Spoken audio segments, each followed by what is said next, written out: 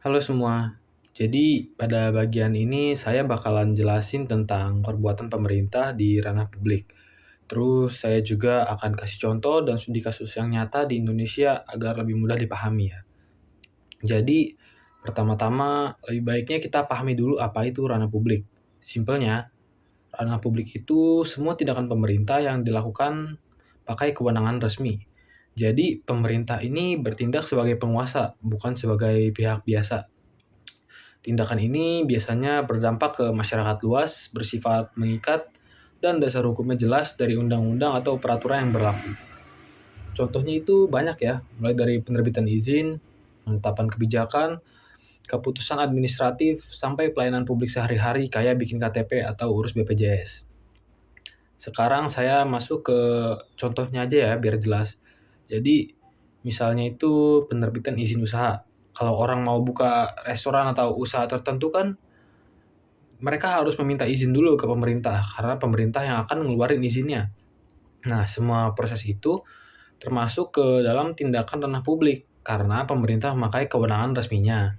Contoh lain, seperti waktu pandemi COVID kemarin ya, pemerintah kan bikin kebijakan pembatasan kegiatan masyarakat tuh. Nah, hal itu juga menjadi contoh ranah publik, karena pemerintah membuat aturan yang berlaku bagi semua, pakai kewenangan berdasarkan hukum.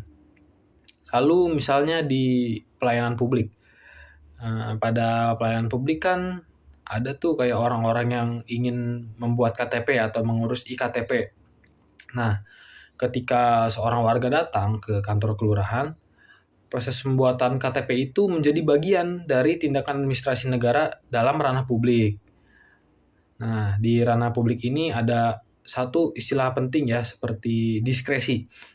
Diskresi ini merupakan keputusan pejabat untuk bertindak ketika aturannya belum lengkap atau situasinya butuh tindakan cepat. Tapi diskresi ini tetap ada syaratnya. Harus buat kepentingan umum, nggak boleh buat kepentingan pribadi. Dan juga harus sesuai dengan asas pemerintahan yang baik. Nah, masalah ini bisa muncul kalau diskresi ini dipakai secara salah. Nah, salah satu contohnya itu ketika pejabat bilang situasinya darurat, tapi sebenarnya nggak darurat. Nah, kalau sampai hal ini menyebabkan kerugian di negara, hal itu bisa jadi pelanggaran yang masuk ke dalam ranah pidana. Biar makin jelas, saya akan ngasih contoh studi kasus nyata yang terjadi di Indonesia ya. Nah, studi kasus pertama itu adalah kasus IMB di Pulau Reklamasi Jakarta, yang lokasinya terletak di Pulau D, pesisir utara Jakarta. Nah, jadi kejadiannya itu disorot oleh publik pada tahun 2018 sampai tahun 2019 ya. Nah, waktu itu ada sekitar 932 bangunan di Pulau Reklamasi yang keluar IMB-nya. Masalahnya, banyak pihak sekitar menilai bahwa penerbitan IMB ini tuh belum punya dasar hukum yang lengkap, karena perda zonasi belum ada pada waktu itu. Nah, masyarakat pesisir juga merasa kalau mereka ini dirugikan, karena adanya kesan pada proses tersebut yang dipaksakan. Hal ini menjadi contoh tindakan dalam ranah publik, yang dimana pemerintah ini mengeluarkan izin resmi, tapi pelaksanaannya diperdebatkan dan dianggap berpotensi melanggar prosedur. Studi kasus kedua adalah soal pengadaan mobil dan alat pemadam kebakaran Damkar Pemprov DKI Jakarta. Temuan ini tuh muncul dari audit BPK atas laporan keuangan Pemprov DKI tahun 2019 dan ramai diberitakan sekitar 2021. BPK ini menemukan adanya kelebihan pembayaran sekitar 6,5 miliar rupiah untuk 4 paket pengadaan alat pemadam. Masalahnya di sini, proses pengadaannya itu dianggap tidak wajar dan harganya jauh lebih tinggi dari nilai sebenarnya. Nah, kasus ini tuh jadi contoh penyalahgunaan kewenangan dalam ranah publik. Kalau alasan keadaan tertentu atau diskresi dipakai untuk pengadaan dengan harga yang tidak masuk akal, hal ini tuh bisa menimbulkan kerugian negara dan masuk ke ranah hukum pidana. Contoh lain juga bisa terjadi di pelayanan publik. Misalnya orang mau bikin KTP tapi dipersulit atau diminta biaya tambahan yang nggak resmi lah. Nah, hal itu menjadi contoh maladministrasi yang tetap berada di ranah publik karena pemerintah sedang menjalankan kewenangannya dalam pelayanan. Jadi, kesimpulannya, tindakan pemerintahan di ranah publik itu semua aktivitas yang pemerintah lakukan dengan menggunakan kewenangan resmi. Bisa berupa izin, kebijakan, pelayanan publik, atau keputusan administrasi. Dan kalau kewenangan ini disalahgunakan, apalagi sampai bikin kerugian negara, maka tindakan tersebut termasuk ke dalam pelanggaran yang bisa diproses secara hukum. Selanjutnya ya, di sini saya akan membahas tentang hukum ranah privat, yang dimana hukum ranah privat itu adalah suatu hukum yang dimana pemerintah itu bertindak sebagai subjek hukum privat, bukan sebagai penguasa yang menggunakan wewenang publik. Jadi pemerintah itu tidak menggunakan wewenangnya dalam hukum privat ini. Dalam ranah ini juga pemerintah mendapatkan diri setara dengan pihak lain, badan hukum atau individu, dan tunduk pada hukum perdata. Dan karakteristiknya itu adalah seperti kedudukan yang setara. Pemerintah tidak menggunakan kewenangan publiknya. Selanjutnya itu adanya hubungan perdata. Dalam hubungan perdata ini hukum diatur oleh hukum perdata, bukan kaum yang administrasi. Selanjutnya itu penyelesaian sengketa melalui pengadilan umum ini, bukan pengadilan tata usaha. Selanjutnya itu prinsip kebebasan berkontrak atau berlaku asas-asas hukum perdata seperti konsualisme dan kebebasan berkelompok. Selanjutnya itu contoh perbuatan pemerintah dalam ranah privat, seperti halnya jual beli dan sewa menyewa, seperti pemerintah menjual kendaraan dinas yang sudah tidak terpakai melalui lelang. Contohnya itu ada di Pemda, yang dimana dalam Pemda itu adanya kendaraan-kendaraan yang tidak terpakai atau kendaraan yang sudah rusak, susah diperbaiki, maka diadakannya oleh BPKAD. Di sana itu akan mengadakan lelang.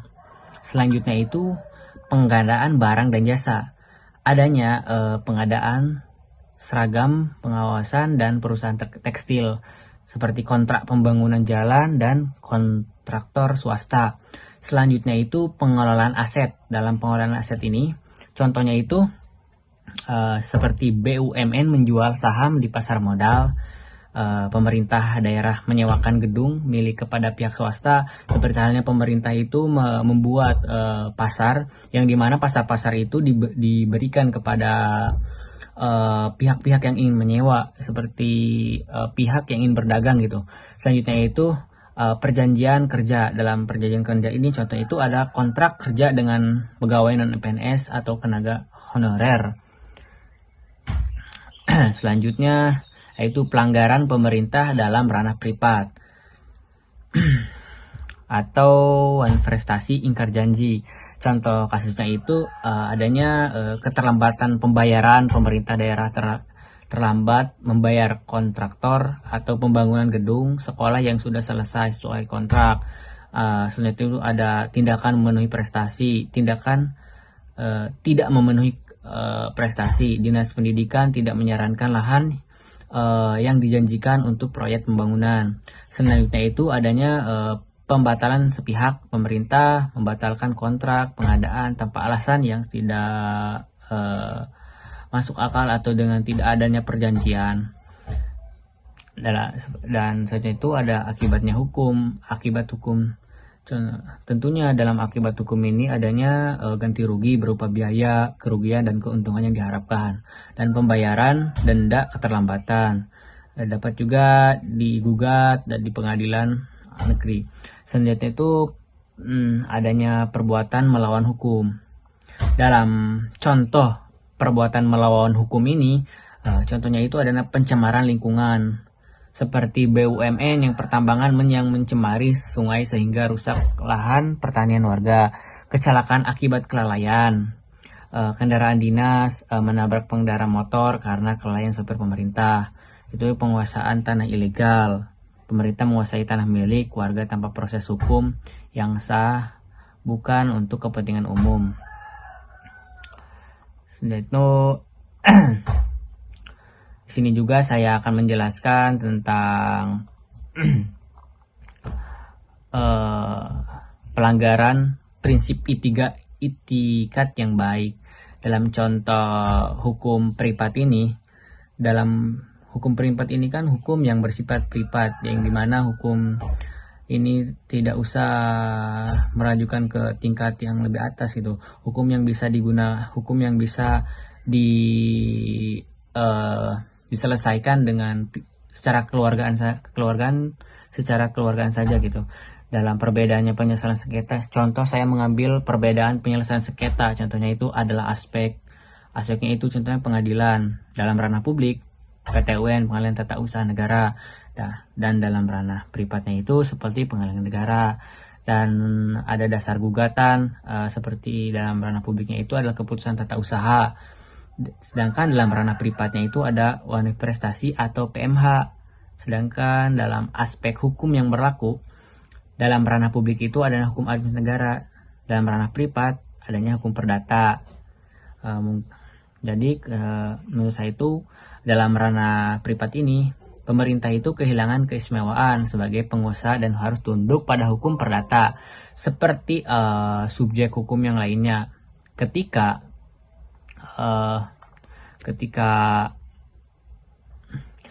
terjadi pelanggaran, maka pemerintah dapat